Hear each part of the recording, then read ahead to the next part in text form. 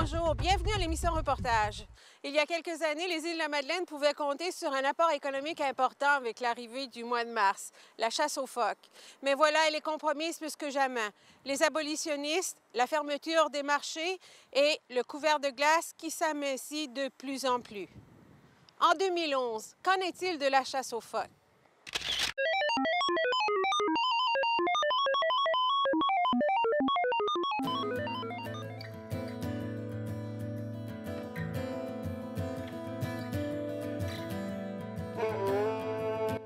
L'an dernier, une dizaine de chasseurs ont fait route vers le détroit de Belle-Île pour approvisionner une entreprise locale de transformation de la viande. Une chasse qui aura coûté 40 000 $ pour 2 500 loups marins. Loin de la rentabilité, cette opération ne doit pas se répéter plus d'une année puisqu'elle obligerait les producteurs des produits dédiés à la consommation à annuler l'offre. Pourtant, selon les chiffres du gouvernement du Canada, 6 000 Canadiens tiraient de la chasse une part de leur revenu annuel avant l'embargo décrété par l'Union européenne en 2009.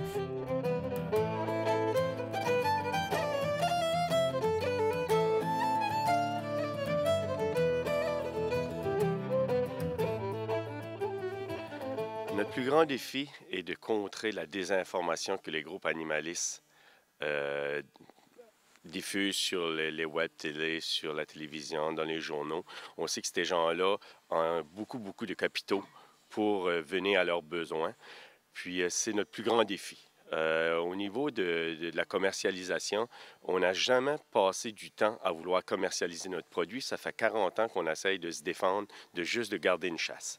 Aujourd'hui, on voit qu'il y a des nouveaux marchés qui sont ouverts avec la Chine, qui est une nouvelle aventure, une nouvelle avenue pour nous autres. Puis on voit au moins que ces gens-là, parce que les groupes animalistes sont déjà en Chine à faire de la propagation exactement comme ils se faisaient dans les autres pays, mais que la Chine n'a pas engendré le pas. Au contraire, ils ont signé une entente avec le Canada.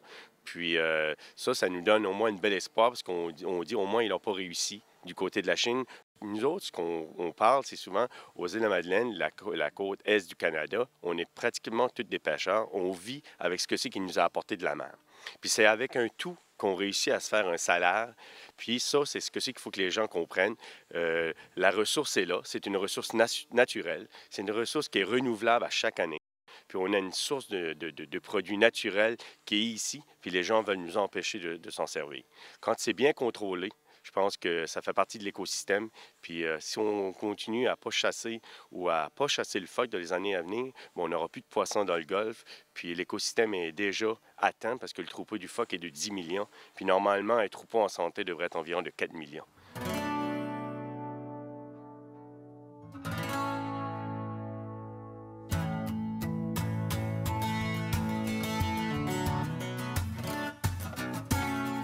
Près de 900 permis de chasse aux loups marins sont délivrés à chaque année aux îles. Une chasse qui devra se faire toutefois à bord de rares embarcations capables d'affronter des conditions en mer à pareille date. Les prises, qu'elles soient au rendez-vous ou non, sont limitées dans une zone, elle aussi, divisée. Le quota est déterminé par la ministre à chaque année.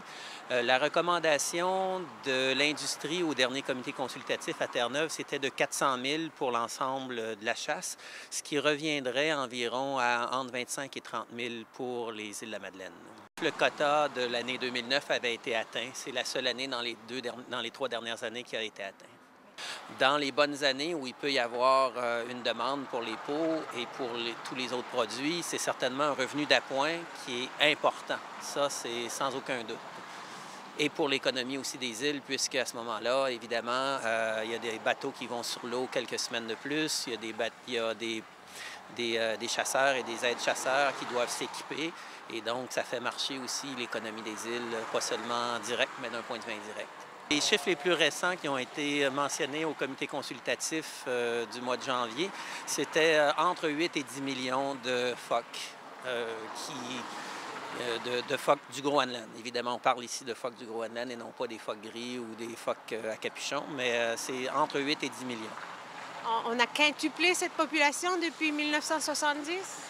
Les estimations en 70 étaient autour de 2,5 millions. Et combien un phoque peut ingurgiter de poissons dans la morue annuellement?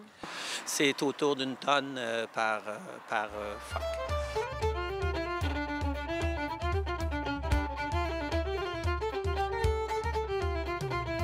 Le Canada a ouvert un marché en janvier dernier. La Chine accepte les produits du phoque dès cette année. Les Canadiens seront les seuls à pouvoir écouler sur leur marché, notamment la viande et l'huile de phoque. L'entreprise y voit un marché lucratif.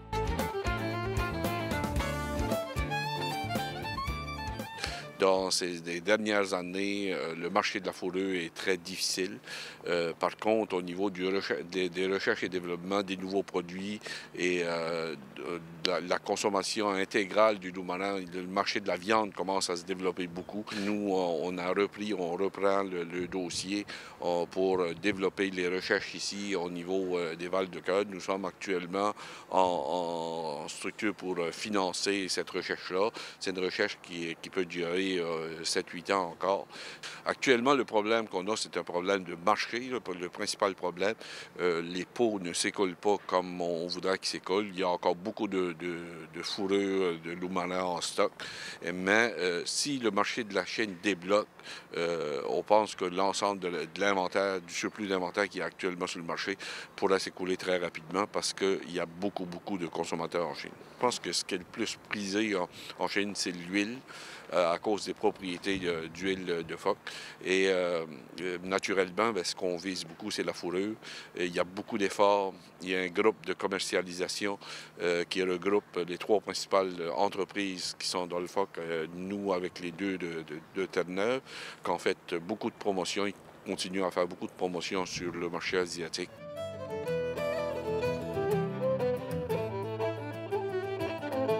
Cette année, quelques chasseurs oseront peut-être prendre le large vers l'île d'Anticosti afin de ramener un mince revenu.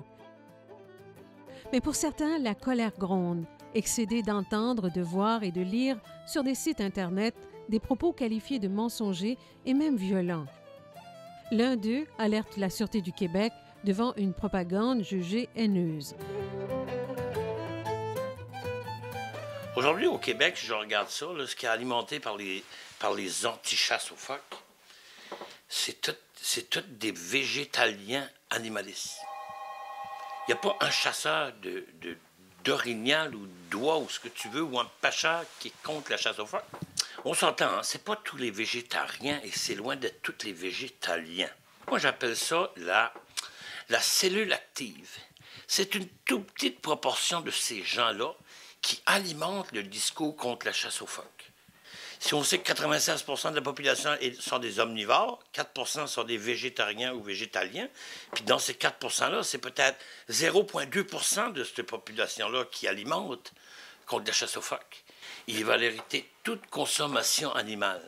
Ça veut dire aucune chasse, aucune pêche, aucun abattage, aucun volaille, aucun oiseau, rien. Rien qui touche à l'animal. La majorité des gens, ils sont complètement enfermés dans des villes de béton. Ils sont déconnectés complètement de la nature.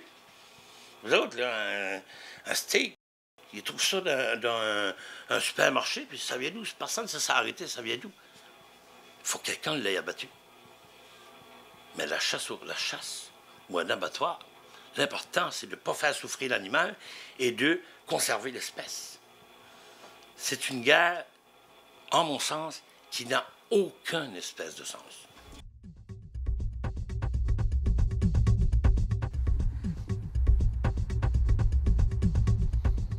Merci d'avoir été des nôtres. Si vous avez des commentaires ou des suggestions, n'hésitez pas à communiquer avec nous.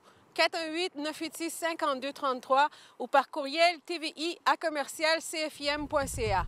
Passez une excellente semaine à l'antenne.